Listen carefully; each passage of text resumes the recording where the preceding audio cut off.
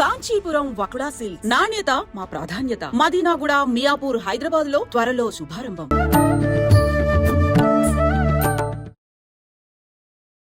నమస్కారం, welcome to I dream. ధర్మ మార్గం విత్ విజిత కార్యక్రమానికి స్వాగతం. అయితే మనకు అతి త్వరలోనే ఉగాది రాబోతుంది. మనందరము కూడా నమ్ముతుంటాము, తెలుగు వారందరము కూడా మనకు ఉగాది మరుసటి రోజు నుంచే మనకు కొత్త సంవత్సరం, నూతన సంవత్సరం అనేది ప్రారంభమవుతుంది అని చెప్పి. అయితే గత సంవత్సరము క్రోధినామ సంవత్సరము అని చెప్పి మనం విన్నాము, మాట్లాడుకున్నాము. దానికి సంబంధించిన ఇబ్బందులు ఎలా ఉండబోతున్నాయి అనే విషయాలు ఆ పేరులోనే ఉంది అని చెప్పి మనం చాలా భయపడ్డాము. అలాంటివన్నీ కూడా చవి చూడడం అనేది జరిగింది. అయితే ఇప్పుడు రాబోతున్న ఉగాదికి మనకు రాబోతున్న తెలుగు నూతన సంవత్సరము శ్రీ విశ్వవసునామ సంవత్సరము. మరి ఈ సంవత్సరం ఎలా ఉండబోతోంది? మనం క్రోధి అని విన్నప్పుడు క్రోధి అనగానే కోపము అని చెప్పి పేరులో కొంతవరకు మనం అర్థం చేసుకోగలిగాము. అది వాస్తవమా అని, అవాస్తవమా అని. కానీ విశ్వవసునామ సంవత్సరం అంటే మనకు అంతు చిక్కని విధంగా అయితే ఉంది. అసలు ఏంటి విశ్వవసునామ సంవత్సరం, ఎలా ఉండబోతోంది?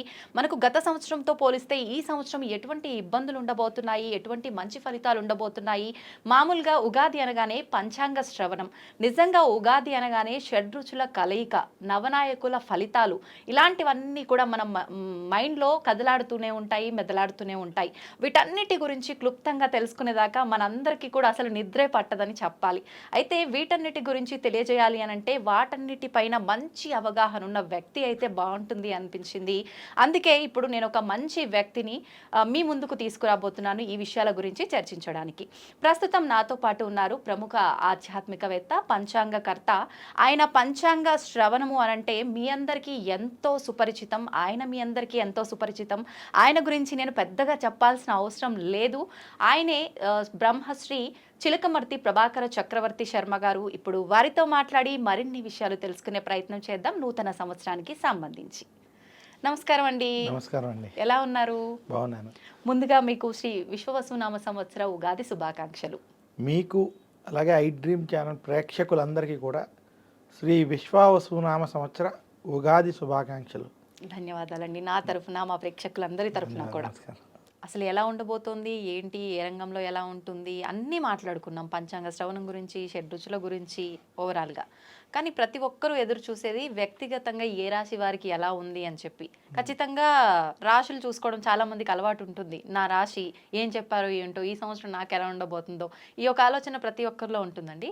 నిజంగా 12 రాశుల వాళ్ళకి ఎలా ఉండబోతుంది ఈ విశ్వవసునామ సంవత్సరంలో? ముఖ్యంగా ముందుగా మేషరాశి నుంచి ప్రారంభం చేద్దాం. మేషరాశి వారికి శ్రీ విశ్వవసునామ సంవత్సరం చిలకమర్తి పంచాంగరీత్యా దృక్ సిద్ధాంత పంచాంగణితం ఆధారంగా ఈ రకమైనటువంటి గ్రహస్థితి ఉంది.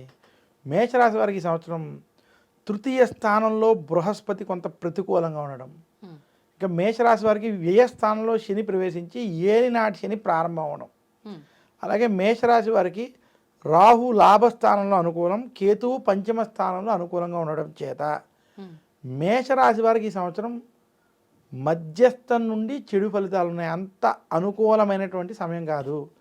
మేషరాశి వారికి ఈ సంవత్సరం నుంచి ఏలినాటి శని ప్రారంభం అవుతుంది. ఈ ఏలినాటి శని ప్రభావం చేత మేషరాశి వారు అప్పు చెయ్యకూడదు, అప్పు ఇవ్వకూడదు. కొత్త ఇన్వెస్ట్మెంట్లు వంటివి, కొత్త ప్రాజెక్టుల్లో మీరు ఏదైనా డబ్బు పెట్టడం ఇటువంటి వాటి విషయంలో చాలా జాగ్రత్తగా ఉండాలి. మేషరాశి వారు ఈ సంవత్సరం ఖర్చులు తగ్గించుకోవాలి. క్రెడిట్ కార్డులు వంటి విషయాల్లో కావచ్చు, ఖర్చుల విషయంలో, అప్పుల విషయాల్లో ఆచితూచి వ్యవహరించాలి. ఏ విషయంలో కూడా చాలా ఖర్చు విషయంలో నియంత్రణతో ఉండాలి. అలాగే వ్యాపారంలో కొత్త విషయాల్లో, పెట్టుబడి విషయాల్లో, నిర్ణయాల విషయాల్లో జాగ్రత్త వహించండి. కోర్టు విషయాలు, గొడవలు వంటివి కొంచెం ఇబ్బంది పెట్టేటువంటి స్థితి కనపడుతుంది మేషరాశి వారికి. ఆరోగ్యపరంగా ఎలా ఉంది? మేషరాశి ఉద్యోగస్తులకి, నిరుద్యోగులకి ఉద్యోగ ప్రయత్నాలు అంత అనుకూలంగా లేకపోవడం, ఉద్యోగస్తులకి ఉద్యోగం ఉంటుందా లేదా అన్నటువంటి భయాందోళనలు కొంచెం అధికంగా ఉండడం. ఆరోగ్యపరంగా చూసుకున్నట్లయితే ఎవరైతే కొంచెం పెద్ద వయసు వాళ్ళు ఉన్నారో వారికి ఆరోగ్య సమస్యలు కొంచెం ఇబ్బంది పెడతాయి. అయితే ఏలినాటి శని ప్రభావం ఉండడం చేత ఆరోగ్యంలో కూడా శ్రద్ధ వహించాలి. ఇంకా మేషరాశి వ్యాపారస్తులకి ఇది అంత అనుకూలమైనటువంటి సమయం కాదు. గురుబలం కూడా లేకపోవడం వల్ల కొంత అనుకూలమైనటువంటి సమయం కాదు. మేషరాశి వారు రాహు బలంతో కొంత మొండిగా ముందుకెళ్ళిపోతారు. ఆ మొండి బలంతో కొంచెం మీరు అనుకున్న పనులు పూర్తి చేస్తారు, కానీ ప్రతి పని కొంత ఆలస్యం అవ్వడం, దగ్గరకు వచ్చి ఆగడం, ఇలాంటి స్థితి ఈ సంవత్సరం నుంచి కొంత మేషరాశి వారిని ఇబ్బంది పెట్టేటువంటి స్థితి కనపడుతుంది. మేషరాశి వారి ఈ సంవత్సరం మరింత శుభ ఫలితాలు మీరు పొందాలి అనుకుంటే దక్షిణామూర్తి స్తోత్రాన్ని నిత్యం పారాయణం చేయండి, దత్తాత్రేయుని పూజించండి. అలాగే మేషరాశి వారు దశరథ ప్రోక్త శని స్తోత్రం ఓం నమః కృష్ణాయ నీలాయ శికంఠ నిభాయ చ నమః కాలాగ్ని రూపాయ కృతాంతాయ చ వైనమైనటువంటి దశరథ ప్రోక్త శని స్తోత్రాన్ని పఠించుకోవడం, మందపల్లి వంటి క్షేత్రాలను దర్శించుకోవడం చేత మరింత శుభ ఫలితాలు పొందగలరు. ఓకే, అంటే మేషరాశి వాళ్ళకు కొంచెం మధ్యస్థంగానే ఉండబోతోంది కాబట్టి మీరు మధ్యస్థ నుండి చెప్పినట్టుగా కొంచెం ప్రతికూలంగానే ఉండబోతుంది కాబట్టి మీరు చెప్పిన లాస్ట్లో ఈ పరిహారం పాటిస్తే గనక కొంతలో కొంత ఉపశమనం కలిగే అవకాశం ఉంటుంది. ఆఖరణ అసలు ద్వాదశ రాశుల్లో ప్రత్యేకించి కొన్ని రాశులు బాగున్నాయి, కొన్ని రాశుల పైన ఈ ప్రభావం ఉంది అని చెప్పుకోవాలనంటే ఎటువంటి రాశులు? మనకి శ్రీ విశ్వావసునామ సంవత్సరంలో ఈ 12 రాశుల్లో అద్భుతంగా ఉన్నటువంటి ఏమైనా రాశులు అంటే ఈ సంవత్సరం వృషభ రాశి, తులారాశి, కన్యా రాశి, 3 రాశులకి ఈ సంవత్సరం అద్భుతంగా ఉంది, కలిసి వస్తుంది. ఓకే, మధ్యస్థంగాను కొంచెం కలిసి వచ్చేటువంటి రాశుల్లో కూడా మనం చూసుకున్నట్లయితే ఈ సంవత్సరం మనకి మిథున రాశి, వృశ్చిక రాశి, ధను రాశి మరియు మీన రాశి, 4 రాశులు కూడా మధ్యస్థం నుండి అనుకూల ఫలితాలు ఉన్నాయి. ఓకే, మిగిలిన రాశులకి కొంచెం చెడు ఫలితాలు, జాగ్రత్తలు తీసుకోవాల్సినటువంటి ఫలితాలు ఉన్నాయి. ముఖ్యంగా మేషరాశి వారు, అలాగే మనకి కర్కాటక సింహరాశి వారు జాగ్రత్తలు కొంచెం ఎక్కువ తీసుకోవాలి. మకర రాశి వారు కూడా కొంచెం మధ్యస్థంగా ఉంది, వారు కూడా జాగ్రత్తలు తీసుకోవడం వల్ల కలిసి వస్తుందని సూచిస్తున్నాను. సంతోషం అండి. అయితే ఒక చిన్న సందేహం, మామూలుగా రాశి ఫలాలు విన్నప్పుడు చాలామంది స్టార్టింగ్లో మనం మాట్లాడుకున్నట్టుగా కూడా పేరును బట్టి చూసుకునే వాళ్ళే ఎక్కువగా ఉంటారు. అయితే పేరును బట్టి చూసుకున్న వాళ్ళకి ఇది 100% మాత్రం వర్తించదు, అది వాళ్ళ వ్యక్తిగతాన్ని బట్టి ఉంటుందంటారు కదా, దీన్ని ఎవరు ఎంతవరకు తీసుకోవచ్చు అంటారు?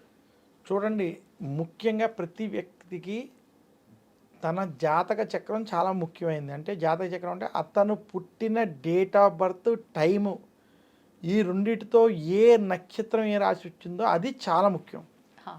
కొన్ని సందర్భాలు ఎవరి దగ్గరైనా నేను పుట్టిన సమయం లేకపోతే కనీసం డేట్ ఆఫ్ బర్త్తో ఆ రాశిని తీసేటువంటి ప్రయత్నం 100కు ఒక 80% అన్న విషయాల్లో చెయ్యొచ్చు, ఒక 20% అది కూడా చేయలేం.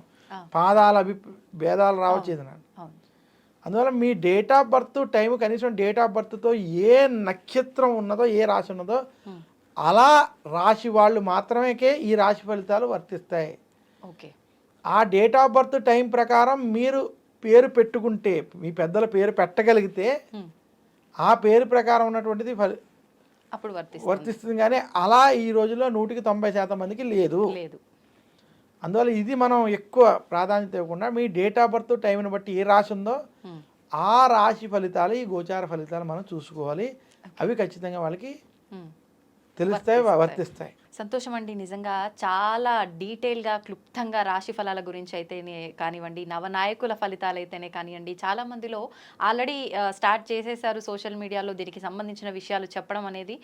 ప్రజల్లో చాలా భయాలు కూడా మొదలయ్యాయి. ఇందాక మీరు చెప్పినట్టుగా షష్టగ్రహ కూటమి, పంచగ్రహ కూటమి, వీటి వల్ల చాలా ప్రమాదాలు రాబోతున్నాయని, కరోనా కన్నా మించిన మహమ్మారి రాబోతోందని, ఇలాంటి మాటలు వినటం వల్ల భయభ్రాంతులకు గురవుతున్నారు ప్రజలంతా కూడా. నిజంగా వాటి నుంచి మీ మాటలు చాలా ఉపశమనం కలిగించేలా ఉన్నాయి. సంతోషం అండి, చాలా మంచి విషయాలు తెలియజేశారు. ధన్యవాదాలు.